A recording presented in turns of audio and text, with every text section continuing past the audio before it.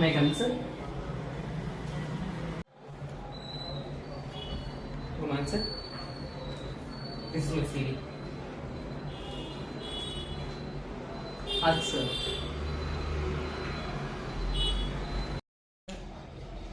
Okay mister Durgaprasad. What is your name Durgaprasad?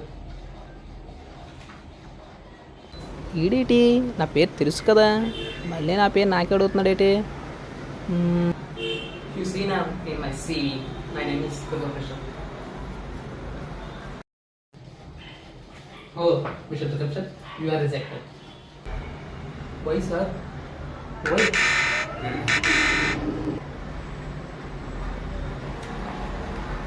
Sir, thank you.